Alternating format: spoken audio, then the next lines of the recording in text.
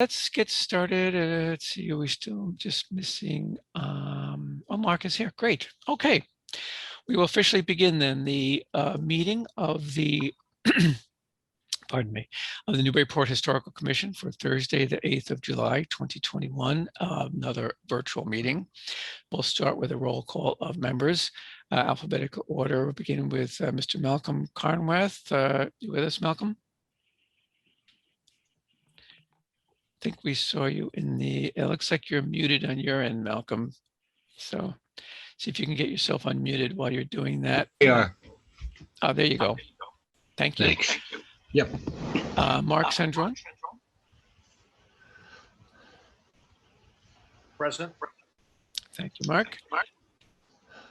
Getting an echo from somewhere. So if you're not actually speaking, it might be Malcolm. For some reason, I suspect it's you. So if you could mute while you're, that took care of it. Mr. Christopher Fay. Here. Here. Mr. Peter McNamee. Present. Ms. Patricia Pecknick. Present as well. Okay, thank you. Chair Glenn Richards is here.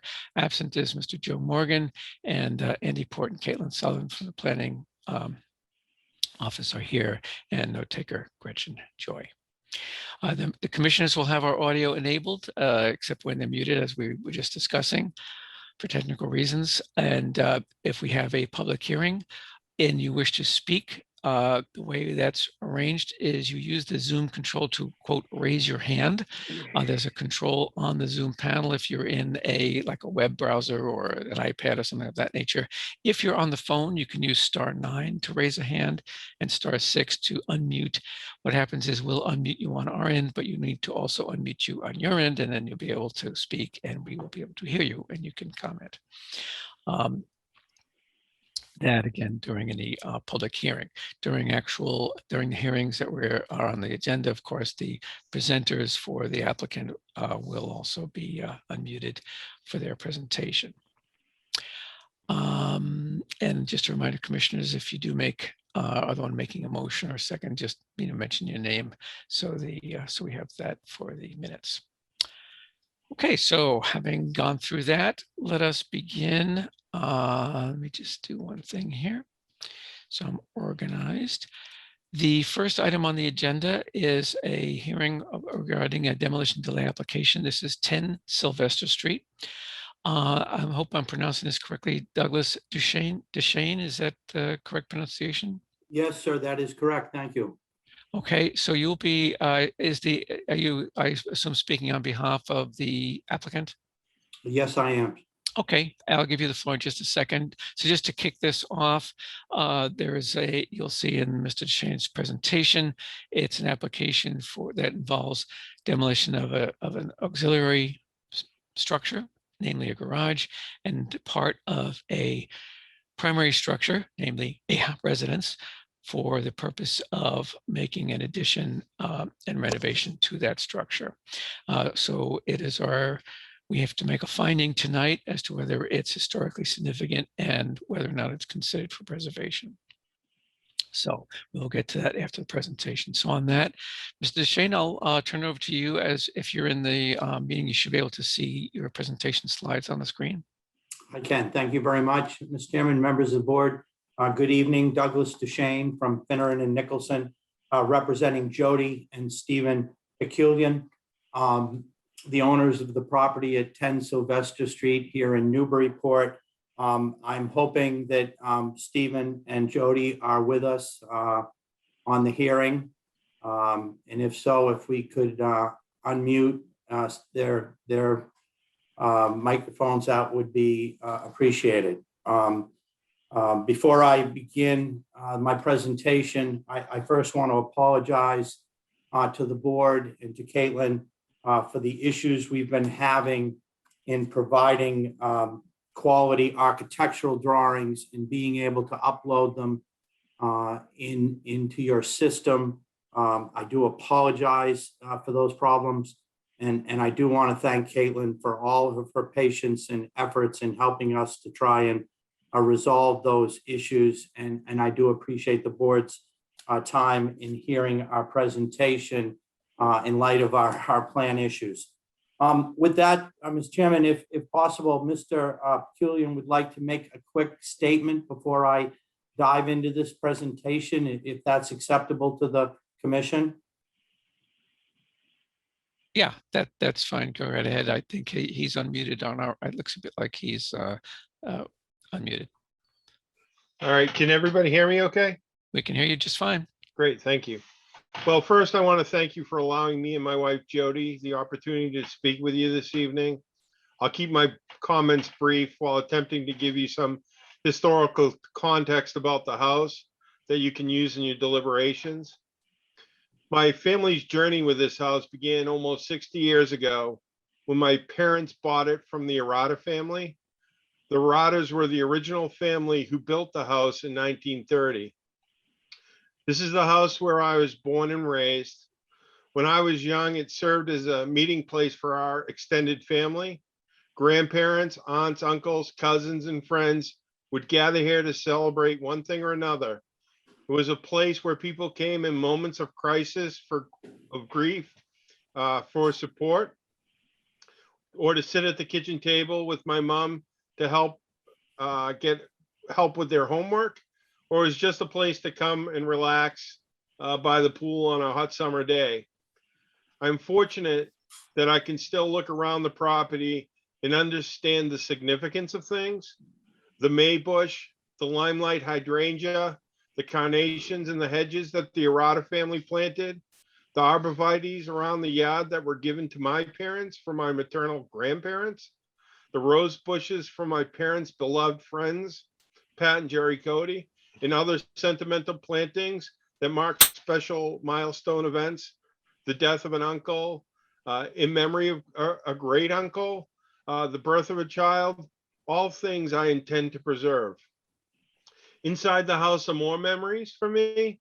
I remember sitting in my grandfather's room for hours listening to stories of his life and our family history, watching TV with him and laughing and bringing his meals when he could no longer make it down the stairs.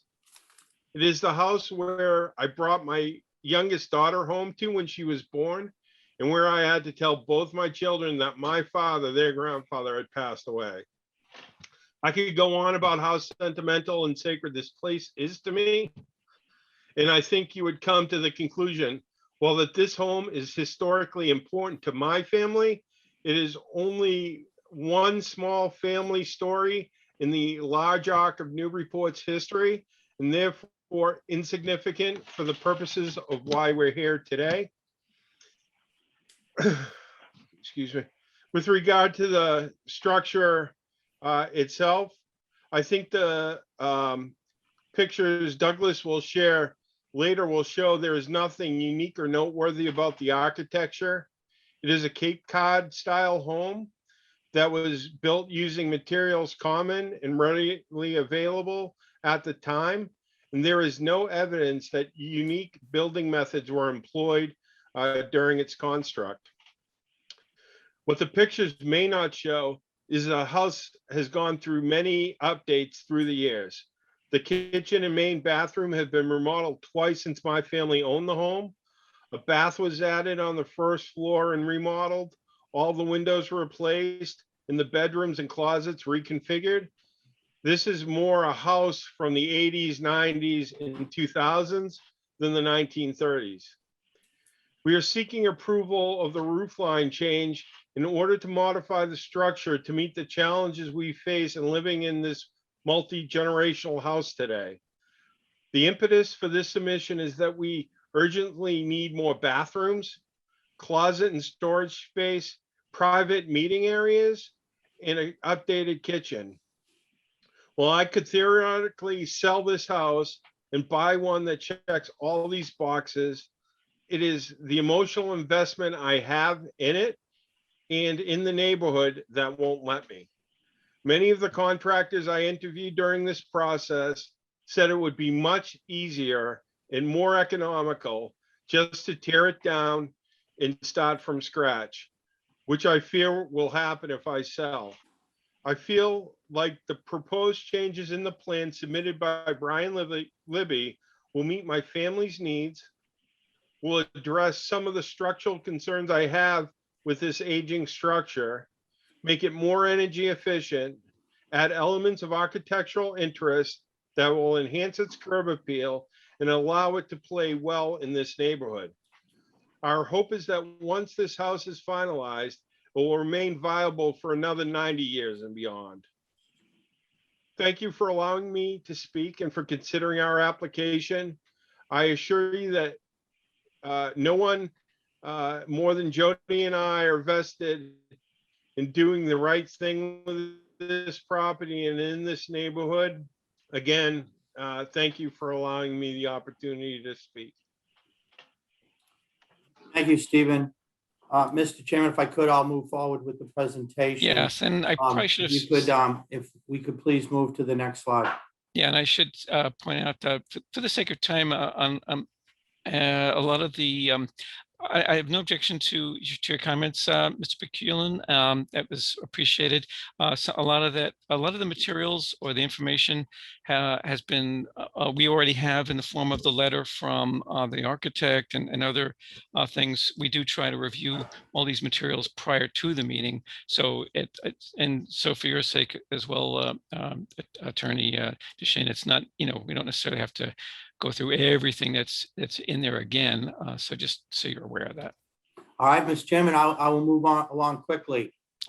With respect to the project summary, as stated, the proposal is to raise the existing detached garage and to construct an addition onto the existing home. And I want to make it clear to the commission because I understand there was some confusion and I did submit a revised cover letter to address it, but the garage is not old enough to qualify for review because it's less than 100 years old as an accessory structure.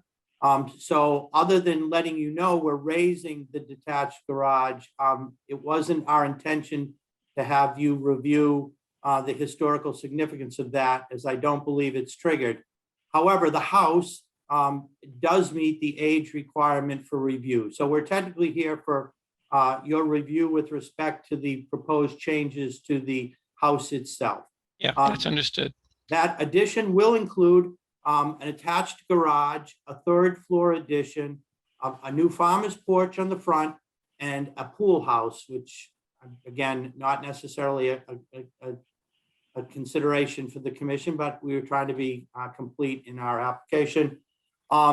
In order to do the addition and to make the changes proposed, we would be removing a deck off the back of the house, and we would be removing the existing front entranceway, which will be replaced with the farmer's porch. I've given you the height of the structures, both existing and proposed, and we believe the proposed addition is in keeping with many of the surrounding homes, especially those recently redeveloped or improved upon. And again, as we know, the existing structure being constructed in 1930 qualifies us for the demolition delay ordinance, but again, not the garage. We go to the next slide. This just gives you an overview of the lot along Sylvester Street. You will see that it's a larger lot than most of the lots. The existing house is centered on the lot, although pushed closer to the street than it is to the rear. The pool is on the right side of this picture and the existing garage on the left. And next slide, please. So this picture is a picture of the front of the house. This is the front entranceway that will be removed and replaced with an open farmer's porch. The picture to the right shows the left side of the house and the existing garage, which is set back on the lot. Next slide, please. This first picture on the left is from the driveway looking across the front of the house. And what I tried to do was get the neighboring home in the picture. It is on the far side of the lot across from the pool, but it is a structure of similar design and size, if not a little bigger. But I did want to try and get some context for you. And then again, the picture on the right is just the left side of the house and the front porch. Next slide, please. Moving around down Sylvester, this picture on the left, I wanted to show you the house to the left. You can see the gray house. It's a fairly new design and new structure and quite large. And it does sit at the far end of the other lot. So again, giving you some perspective. The picture on the right, we're starting to now move around the right side of the structure on where the pool is located. Next slide, please. And then here's a complete picture of that left side where the pool is located. And the picture on the right here is that same side, but this is what you see from the street. The existing vegetation and the fence pretty much block the view of the house from the street. Next slide. Here's a picture of the left side across the pool. And again, you can see the gray house in the background that is on the other side, again, trying to give you some perspective.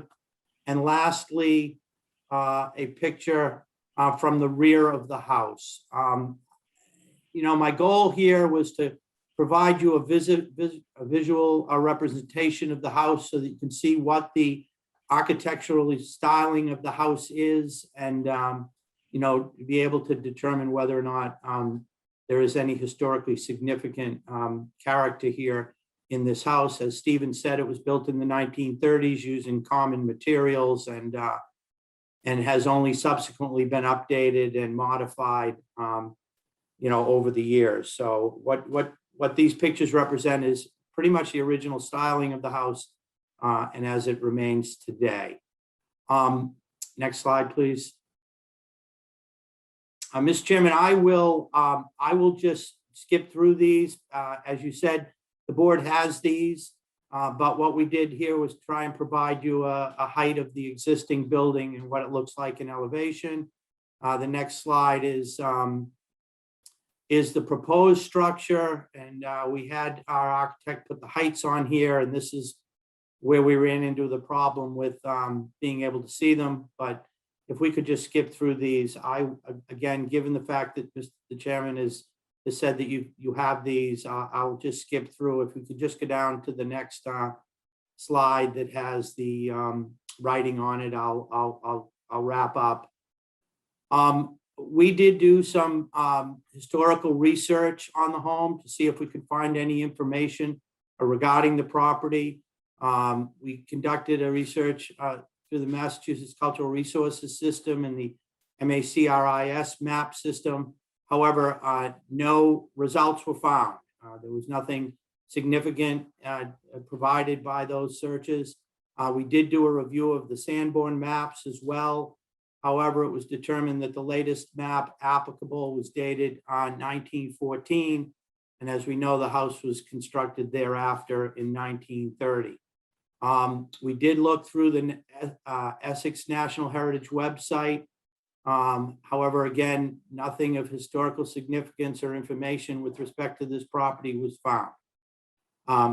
We then looked at the only source that we could, and that was the owners of the property. And as Mr. Peculian said to you, this house was built in 1930 by the Arata family. It's a Cape Cod style home. We don't believe there was anything historically significant in the design of the construction materials. And prior to that, the land was actually much like most of the land used for farming purposes. 2 generations of the Aratas owned the house, which then sold to the Peculians in '63. And 4 generations of Peculians have lived there since. As Stephen said, many changes have been made over the years. Solar panels were added. However, they were removed recently. And again, they're looking to make further investment in the home to, in essence, preserve this home for their family. However, they do need to make it effective as a home in today's world, and given the fact that they do have extended family living in the home with them. So, yeah, in conclusion, members of the commission, if we could go to the last slide. The home was constructed in 1930. It is subject to your demolition delay ordinance. However, our research indicates that there's no historical use of the house during its life, nor is any of the architecture historically significant. And I will conclude with saying, as you stated, Mr. Chairman, our architect, who's unable to be here tonight due to a family medical situation, he has opined that in his opinion, he didn't determine that there was any historical significant construction or other materials within the home. Okay, well, thank you very much. So let me now turn to my comrades on the commission. And ask if anyone has a question. I see Patricia has a hand raised. Do you have a question or for the applicant, Patricia? Yes, may I just ask a couple questions based on my attempt to read the plans and piece the information together? So one of the slides says the proposed structure height is 26.4 and it will go to 29. But when I looked at the plans, the architect has said it's currently 26.4 to peak, and it will be 34.6 to peak. So I just want to make sure I'm understanding. So you're removing the roof and rebuilding 8 feet higher to make a third floor. Am I correctly reading the plans and the other materials? Is that right? Yes, that is correct. The sort of the peak, if you will, of the roof will be removed, and a full story will be constructed on that level. And then, of course, the garage will be directly attached. The distinctions in the heights, and I can check, but I know that I try to report the median height of structures, which is what the bylaws require. And I believe the architect is providing peak heights. Yeah, he sort of does both. Excuse me a second, just Patricia. I think Yeah. in that slide we just saw, that in summary, he had the peak or the ridge height of the existing and the median height of the proposed. So it was a little confusing. If you compare apples to apples, it's the old ridge or existing ridge is like 29, give or take. The new ridge is like 34.5 feet. So yeah, that was a little confusing. And I think we sort of figured it out, but I'm glad Patricia's kind of getting that straightened out so we're all on the same page. Yeah, it looks like about 8 feet, like another floor. Okay, I just want to make sure I was reading that correctly. Yep. Thank you. Yeah, it is essentially an additional floor. Any other questions from the commission? Not seeing any. It's not a requirement, but I can offer, hang on a second, the panelist hand just went up. Peter McNamee, did you have a question to the applicant? Yeah, thank you, Chair. Just very quickly, I'm having trouble reading the plan, so if this is on here, forgive me. But what's the siding treatment going to be on the property, and what are the new roofs going to be? Stephen, wood shingles or wood siding? So wood shingles or wood siding? Can you clarify that? No, I was asking Mr. Peculian to verify that for me. I don't think he's on the or well, he's right now. showing in the attendee list. Caitlin, can you please see if you can enable? There you go. Hello? Yeah, hello, I'm unmuted now. So yes, you are. We're kind of debating or contemplating what materials to use. Right now, there are cedar shingles on the house, but we think we're going to go with more like a hardy plank for durability. As far as the roof, it currently has asphalt shingles, and it's likely to remain such. Okay. And the chimney that's shown between the addition and the original house, can you describe that in a little more detail? I don't see any detail. Yeah, there is. That. Yeah, so the chimney that's in the drawing right now doesn't exist in the current house, so it's just going to be added into what is our living room structure. Again, the materials, we're still deciding on those, but it'll be probably like a fieldstone look chimney or something appropriate for the house, maybe brick. It's not going to be a sided box. No, it's going to be some kind of like stone type of veneer or structure. Yeah. Thank you. Those are my questions, Chair. Thank you, Mr. McNamee. Let's see, double check with the panelists. So, although I was about to start saying it's not necessarily a requirement, but I can open it very briefly to see if there's any one present in the attendee list, member of the public that has a comment to make as to, at this point, where our decision is as to whether the house is historically significant or not.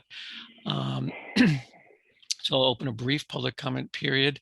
If you want to make a comment, please use the Zoom function to raise your hand. You can see the instructions being shown on the meeting here.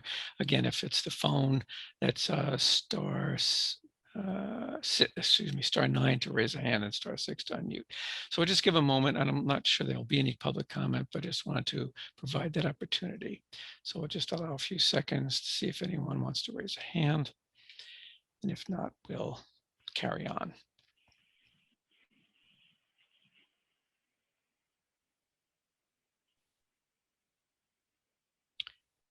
All right, Caitlin, I'm not seeing any, do you? Not at this time, Chair. All right, then I'll officially close the public comment period.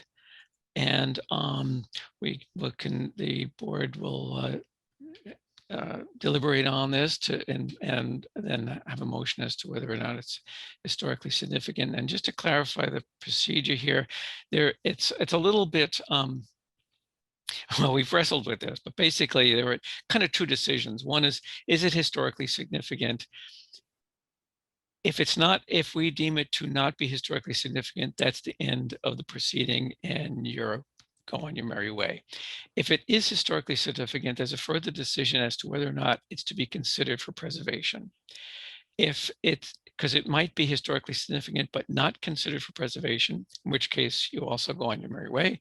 If it is considered for preservation, that demolition delay that you mentioned is put into effect, but we can review your plans for what you want to do, and if we're okay with the proposed plans, that demo delay can be lifted either at this meeting or at a future one if there's something that needs to be resolved with those plans. So the first question is it historically significant? And one more thing I'll say is that the whole thing about the age, 7,500 years for accessory structure, the way I understand it, and I'm pretty confident I understand it correctly, that the 75-year trigger triggers the consideration as to whether it is historically significant or not. Doesn't automatically mean it is, but it means that it needs to be reviewed to see if the board thinks it is. So the question before us would be, do we think it's historically significant or not? So any deliberation, anyone from the commission have an opinion on that? I'd like to hear from you all, and then we'll take a motion. Ms. Pecknick, would you like to begin? Yes, no, I was just going to add some information about the context buildings. Usually we like to see photos of surrounding houses. I realize we're getting a glimpse of them here. But it is, it's a very small, it's just a block long. Most of the houses are that Cape style. Some are as small as 972 square feet. There's one that's 1,013. Most of them were built in the 30s, right up to 1952. There's one other house on that block that is, I would say, comparable in size to what's being proposed at number 13. It's down in the corner. I think that was built in 2018, but it is just so I know we don't, if in case people didn't do the site visits, or because we don't have photos of all the abutting structures, I just wanted to throw that in there, that it is mostly a street of capes that are comparable in size to that one. That's all. Yes, and I'll add just a quick comment to your comments, Patricia, that I did drive, kind of circle the block and a couple blocks nearby.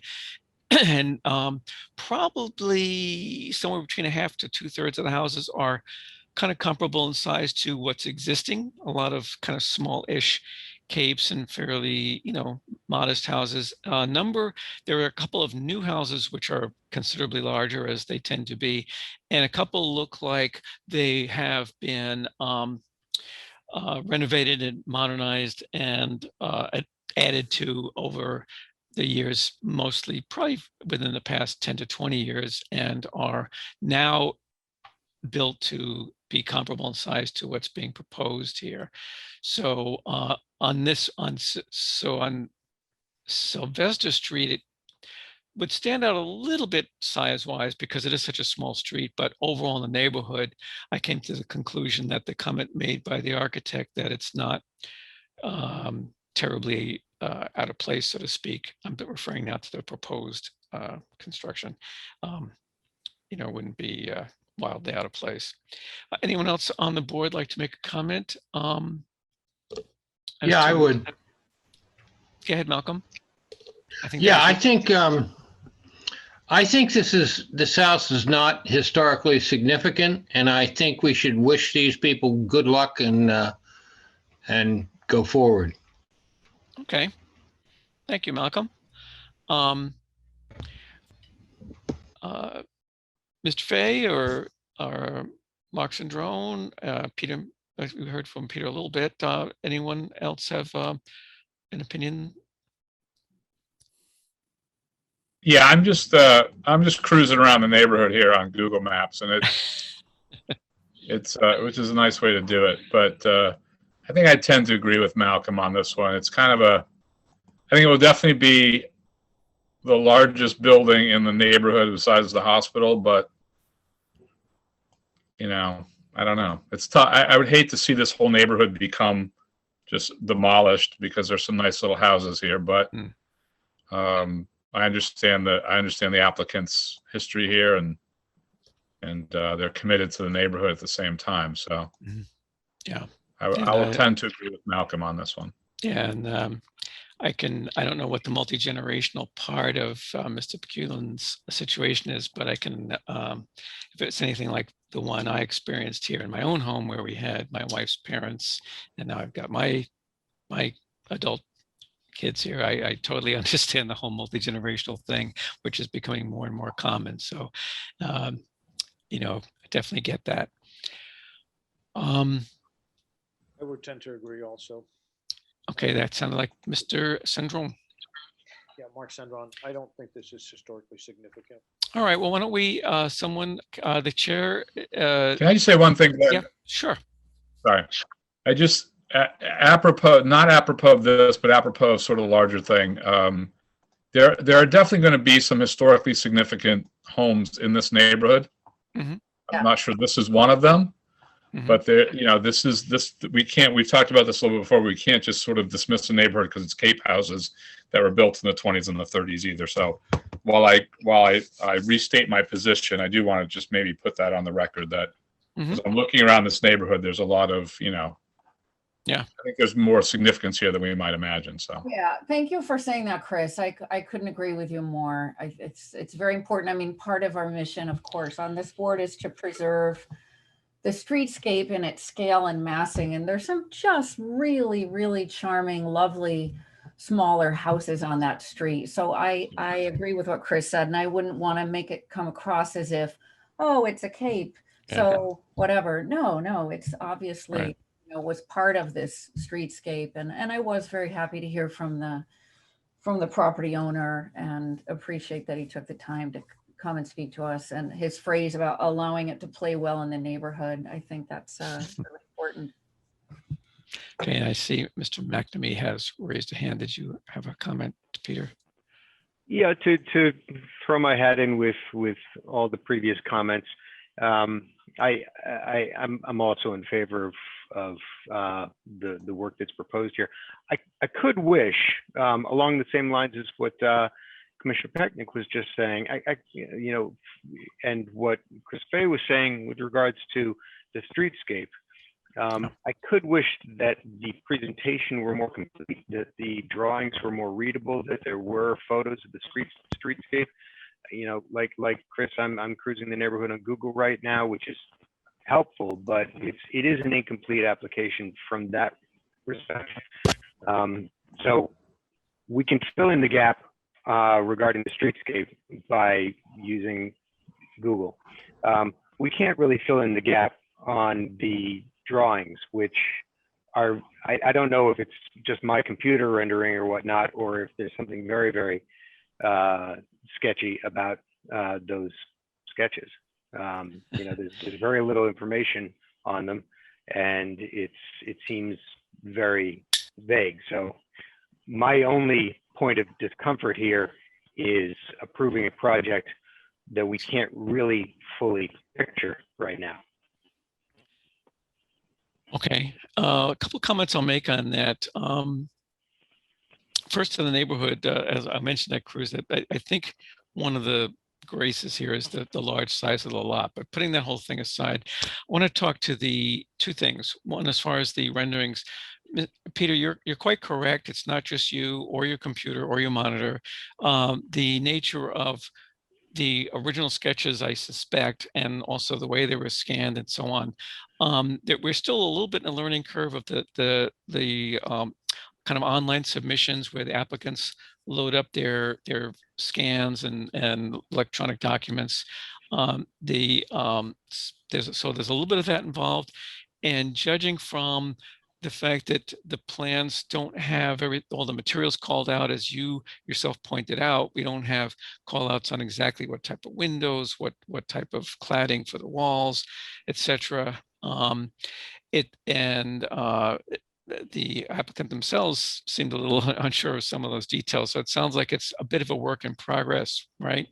So that's very understandable. And if we were to decide that it was historically significant and to be considered for preservation, we would probably have to have a continuance to have them come back with all those details so that we could make a definitive determination on the plans because of those ambiguities. If, however, it's the motion that is historically significant fails, as I'm kind of gathering it probably would, and that's not historically significant, then that's the end of our role, so to speak, in terms of oversight of the plans. So it becomes sort of moot at that point. But yeah, I definitely hear you. Am I making sense, Peter? Do you see what I'm saying? Yes, and to your original statement, the size of the lot does matter here. You know, the streetscape, preserving the streetscape is a concern, but it moves a little further down the list for me because this is such a large lot. So I think that buffers the impact a little bit. Yeah. Yes. But for my money, to be fair to other applicants who are required to make a complete application that's legible and fully understandable, I'm hesitant to do anything other than move to some sort of resolution that would call for a continuance so that we could get a better picture and then very likely say, yes, go ahead. The question of historical significance, there is historical significance here just by virtue of the age of the property and by the story of the property that the homeowner himself so eloquently presented. So, to that end, I would be in favor of discussing historical significance and a continuance so that we could get a complete application, get a very clear idea of the treatment of the exterior of the house, and then hopefully give it a blessing. Okay. I think my inclination is to see if there is interest in having a vote now on historical significance, and see if that we would need 4 affirmative votes for that to pass, or go down, so to speak. The motions are normally made in an affirmative phrasing, so the motion would be that the Chair? House is, yeah, Can I interrupt for a second and ask a question of procedure? Yeah. Is it necessary to have that vote? Could we, could we discuss the question of how comfortable we are with the materials that have been presented, and possibly that discussions could inspire the applicant to request a continuance, and we could discuss it in a couple of weeks? well, you could certainly make a motion to suggest that. I'm just thinking that if, as I was saying a minute ago, if 4 or more members agree that it's not historically significant, then the quality of the plans kind of becomes moot, because the Historical Commission no longer has any jurisdiction over those at that point. See what I'm saying? Mhm.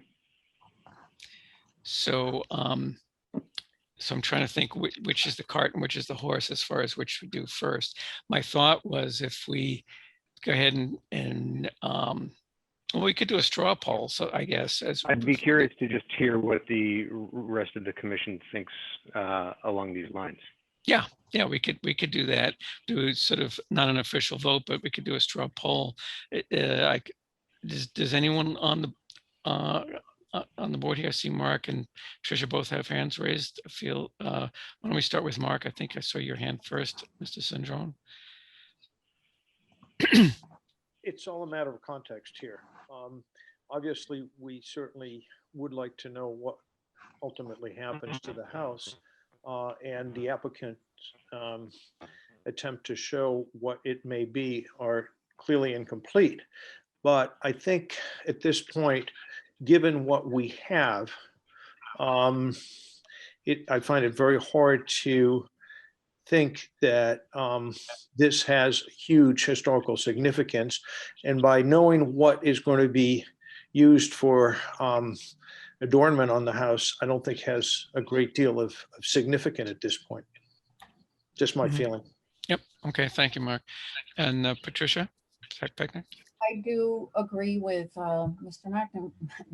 McNamee, sorry, Peter, about the incompleteness of the application. It took me quite a long time to figure out that a 3rd story was being built. And I did go around the neighborhood and take houses so that I understood how old and how big and what this house looks like in the context of the other houses. And I am frustrated when applications are incomplete. I would prefer to see a complete application as well.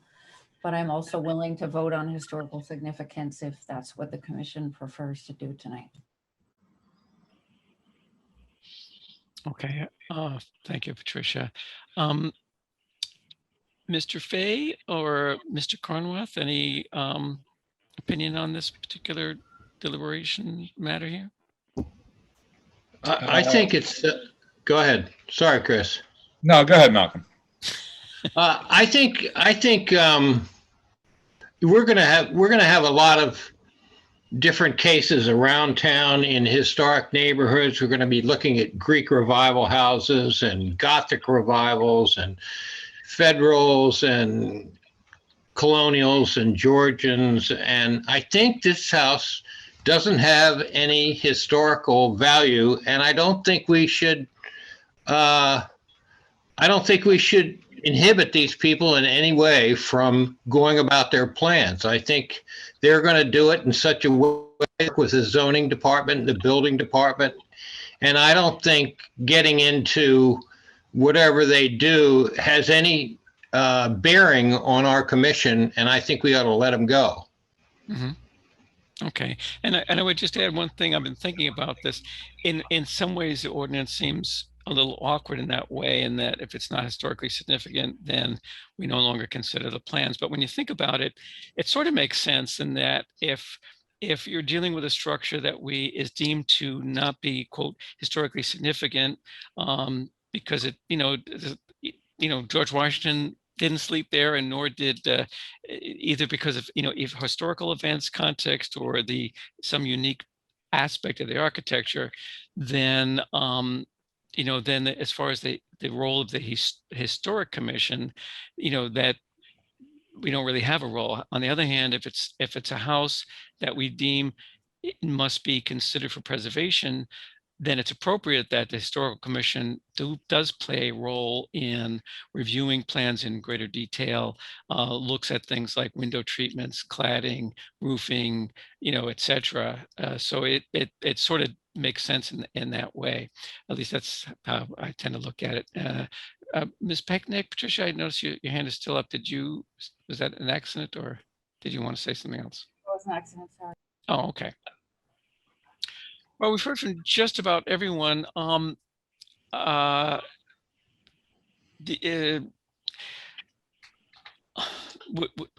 Which motion do we want to hear? I think that the consensus I'm kind of feeling from the board is that people are okay to take a vote on historical significance. So that's the way I'm leaning right now. Is anyone prepared to make such a motion? Again, just to refresh your memory, the motions are typically done in the affirmative. So the motion would be that it is historically significant, but if you agree that it's not, then you would obviously vote no. Is there a motion to be made? Don't be shy. I'll make a motion that it's not historically significant. Okay. Is that correct? I'll accept that. Is there a second? Okay, I'm so That's sorry. Chris. Didn't you say that emotions had to be in the affirmative? I'm confused about. Yeah, Yeah. I did. Well, it's sort of an affirmative that it's not significant. But all right, so Malcolm, if this is a kind of a point that we historically haven't been all that adamant on, the motions typically are phrased as a positive statement, like the structure is historically significant. If you think it's not historically significant, you would vote no. And even if you're making the motion, doesn't necessarily mean you think it's significant. We ran into this a couple of weeks ago with Mr. Fay, I believe. The awkwardness of making a motion that something is significant when you know darn well you're going to vote no. So the chair will amend the motion. The motion would be that the structure is historically significant. Is there a second for that so we can take a vote? I'll second the motion. Okay, thank you, Mark Sandron. All right, so let's go around the roll call here, starting with Malcolm Carnwath. No. Okay, thank you, Malcolm. Mark Sandron. No. Okay, now Mr. Christopher Fay. I'm a no. Okay, thank you. Peter McNamee. Yes. Okay, thank you. Patricia Pecknick. Yes. Okay, and the chair, oh boy. The chair is gonna side in this case with, or vote no, along with Messrs. Conrath, Sandron, and Fay. So we have, I count 4 votes in the negative, which is sufficient to defeat that particular motion. I would encourage the applicant to think about what was discussed here tonight. We're kind of taking it as kind of bit on faith and trust based on your statements and what you've made about your personal history and with the house and the neighborhood, and your desire to be a good neighbor and be a good steward of both the structure and the neighborhood. And so we hope you will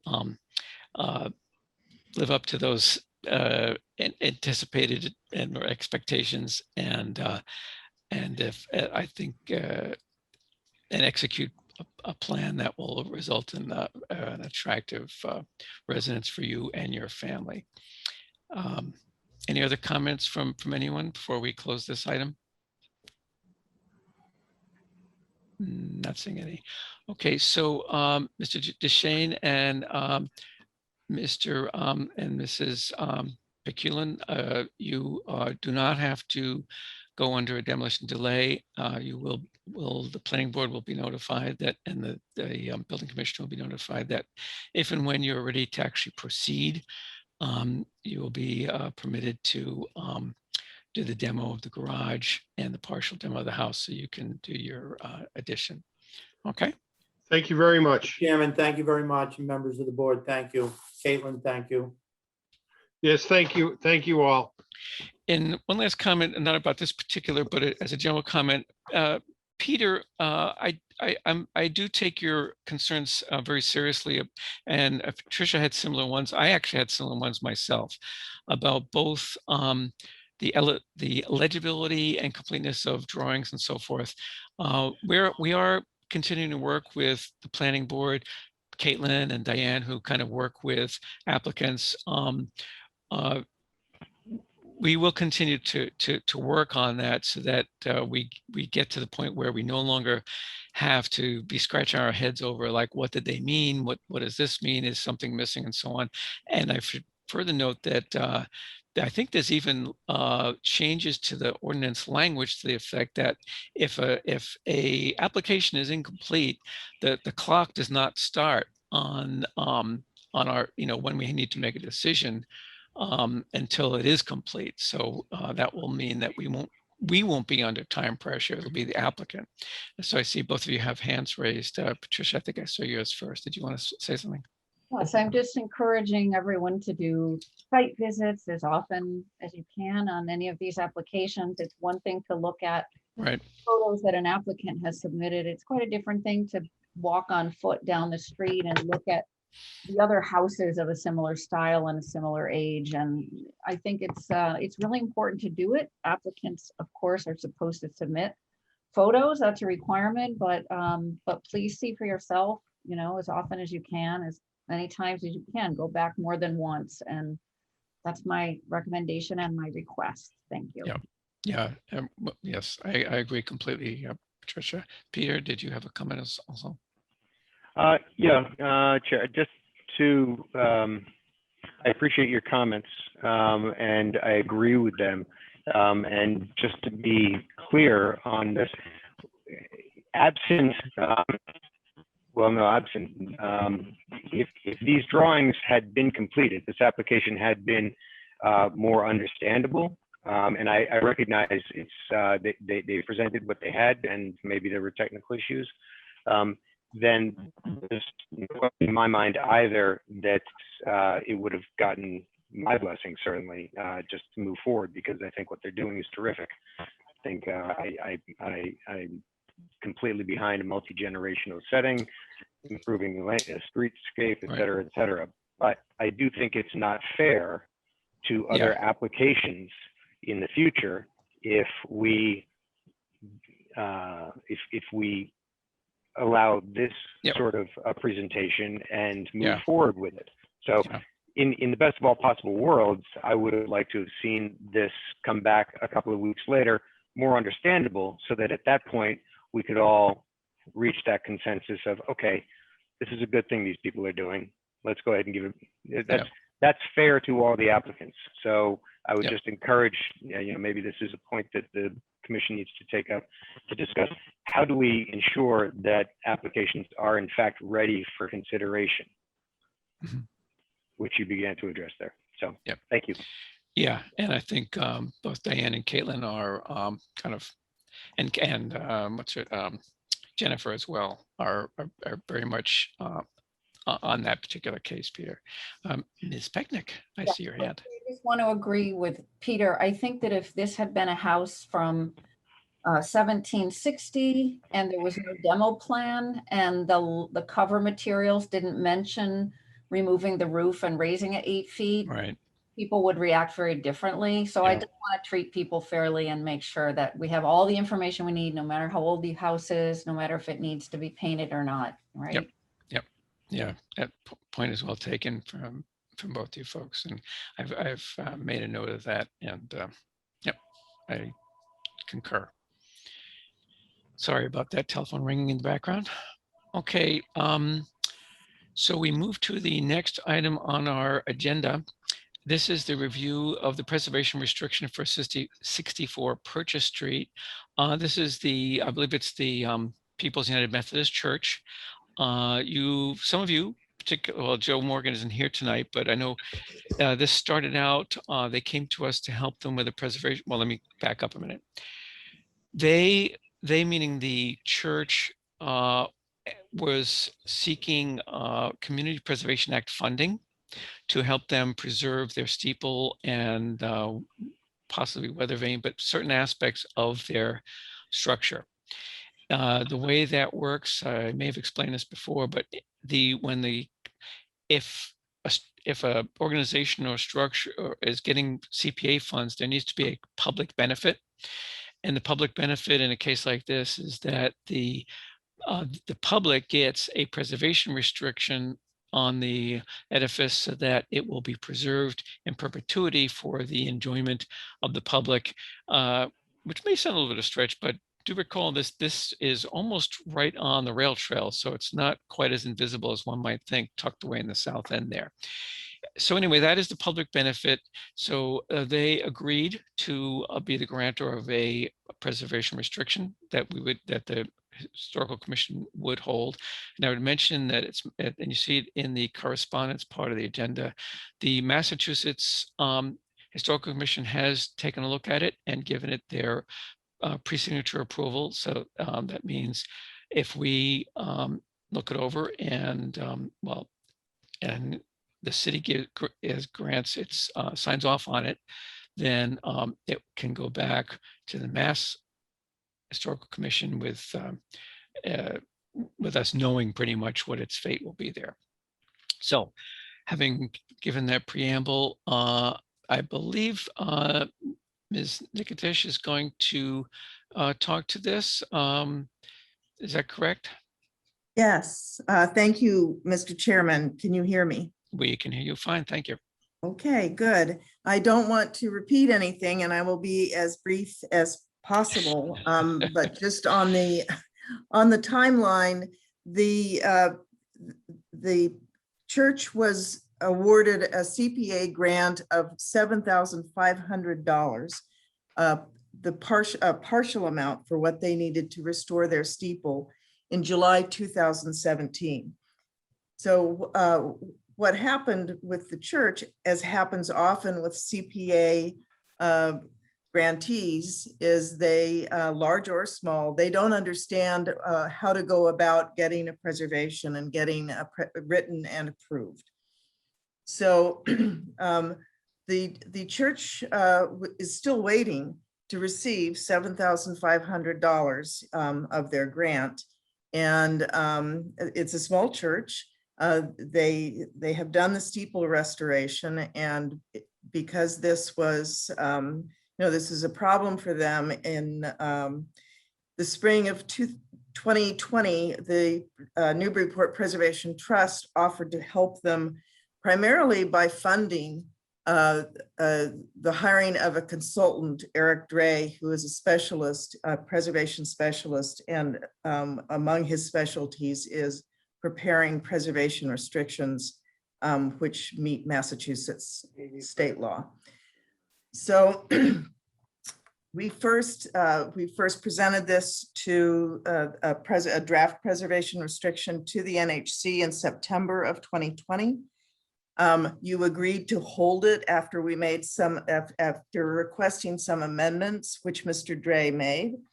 It was then submitted in October 2020 to the Massachusetts Historical Commission because it requires their approval, really first of all.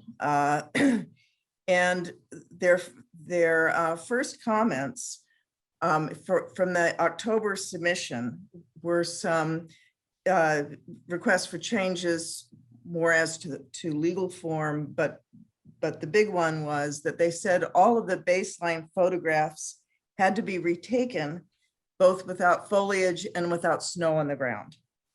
And it wasn't possible to do this until March 2021. That's interesting. So as soon as there was no snow on the ground, the photographs were all retaken. And in that month, March 2021, this amended draft PR was submitted to the MHC. After this, they came back twice, again with some minor changes to form, but also with revisions to the legal property description. That involves a very complicated deed history, which was finally, with Mass Historical's help and our assessor's office and Eric Dray, was sorted out. So what you are looking at is what, after all of this, the Massachusetts Historical Commission came back and said, we pre-approve this draft if you make one more change, which you will see in the draft you have has been made. So this is something that applicants work very hard for, sometimes for 2 years or more. And that is MHC pre-approved PR that can then be approved by the city council. So given the amount of time that the church has been waiting for their funds and the diligence that once they understood what they needed to do, the diligence and timeliness with which they have pursued the MHC approval, we hope that you will now approve what's before you. Thank you. Thank you, Ms. Nikitish. And I would agree with your last comment there that given, we have seen a lot of problems and delays and preservation restrictions taking quite a while and so on. I can think of one off the top of my head that's actually maybe two that are in the years category. Anyway, so let me turn to my fellow commissioners here. Does anyone have a question for Stephanie on this? Stephanie, what was the correction that you said has been made in this version? Remember what it was? Primarily, and there are several of them. And the planning office actually, I believe, has all of the correspondence from MHC, which details the language, but it all has to do with the property description and the deed records, which did get very complicated. But this is all, it reflects what Massachusetts Historical has asked for. And that can be, sort of double checked with the MHC correspondence. Yeah, and I think I was copying on a number of those, and you're absolutely right. There was a lot of discussion of the correct, to get the correct description, which is rather important. Mr. Chairman, may I just add that Zoom meetings, you can't tell, but I do believe that Mr. Duncan McBurney, who is the chair of the church's board of trustees, is on the call, as is Tom Coulterjohn, the co-president of the Newburyport Preservation Trust, if anyone has questions for the church or for the trust. Okay, very good. I see one of my commissioners, Patricia Pecknick, has a hand raised. Did you have a question or comment, Patricia? My comment is, I really appreciate all the work that went into this. It's very comprehensive. It's very detailed. It was wonderful to read it. It's a fantastic building.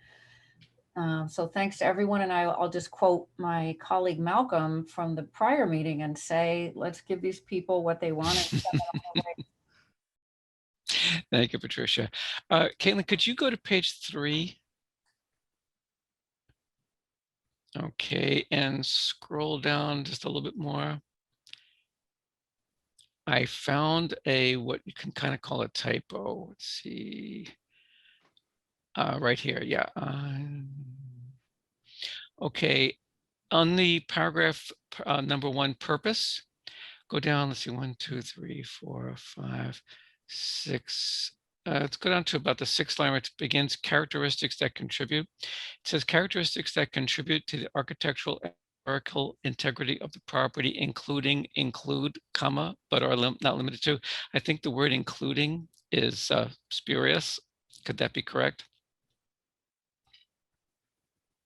Should be integrity of the property include, but are not limited to, comma, right?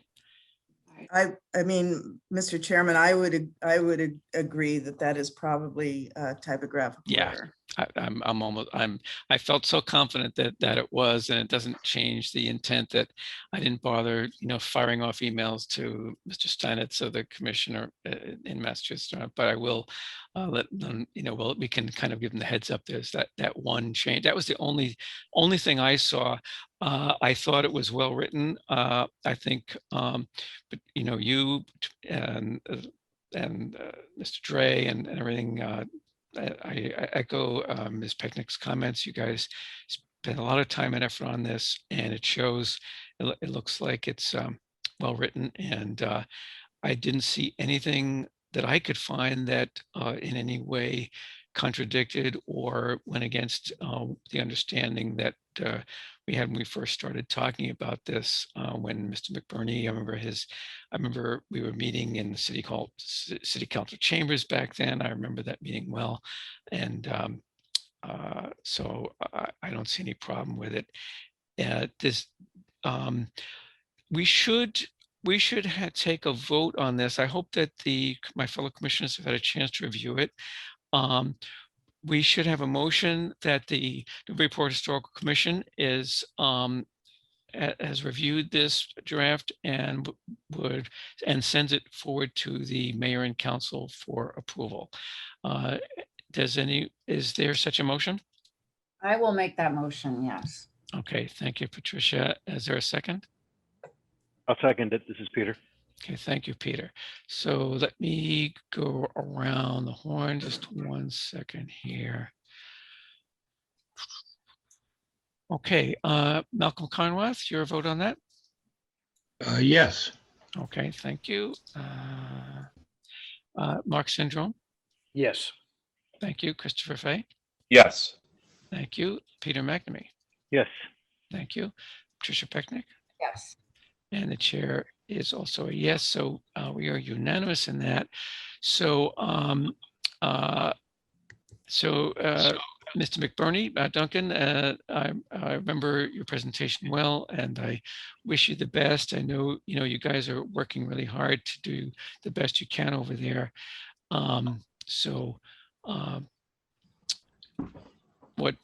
What she said and what he said, we wish you the best and hope that you can find, get this through. And I know that your funds are contingent on it, so we hope that all goes well for you. Chairman Richards, Yes. on behalf of my wife and the church as a whole, we'd like to thank your committee. We'd like to thank the Preservation Trust Committee, of especially Stephanie and Tom Coldejon. They've worked tirelessly on this for us. It's been a long time coming. We started the project in 2016, and here we are, 2021. Yeah. I know that there's always a process you go through. And, I just can't thank any of them, and Eric Dre especially, that the work that they put into this Preservation Trust Agreement. And I thank all of you. Very good. And you're welcome, at least on my behalf. And I would echo your comments. I didn't mention the Preservation Trust. So Stephanie and Tom and whoever else may have worked on that, your efforts are certainly appreciated. Because I do think that preserving these historic buildings scattered around the city is an important thing. And I know that's what you guys must have had in mind when you helped with this. So we certainly appreciate it. Thank you, sir. Thank you. Okay, so we have that, and that will be forward. I guess Andy will be forwarding that to the mayor and the city council. Will get that on their agenda. I'm not sure, if I'm not sure if it'll make it for their next meeting, but it'll be pretty soon. I'm not sure to whom it goes first. Yeah, that'll probably go in August. Yeah. Okay. Who does it go to first, Andy? Is it the mayor or the council? The council. Okay. Okay. The chair doesn't have any other updates. Does anyone else on the board have anything else? Oh, we do need to approve the minutes from June 24. So we'll hear, is there a motion to approve the minutes of the 24th of June meeting? I move to approve the minutes. Thank you, Mr. June Fay. 24. Is there a second?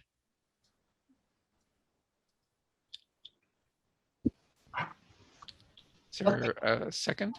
Yes. Oh, I think, okay, Patricia, thanks. Okay, Malcolm? Yep. Okay. Oh, actually, yeah, sorry, you were here. Mark, we'll abstain you. I don't think you were here last meeting, correct? Okay, Christopher Fay? Yes.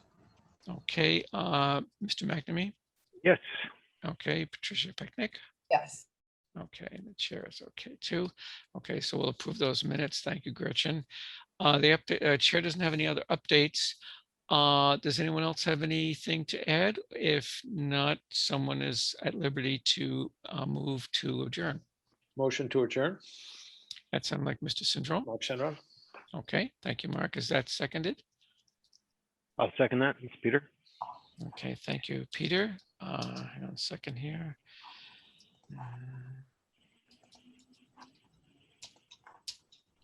Give me 1 second. Oh, that's not- Okay, Malcolm Carnwath, your vote on adjournment? Yes. Okay, thank you. Mark Syndrome? Yes. Thank you. Christopher Fay? Yes. Thank you. Peter McNamee? Yes. Thank you. Patricia Pecnick? Yes. Okay, and the chair also votes yes to adjourn. So we are formally and officially adjourned. I thank you all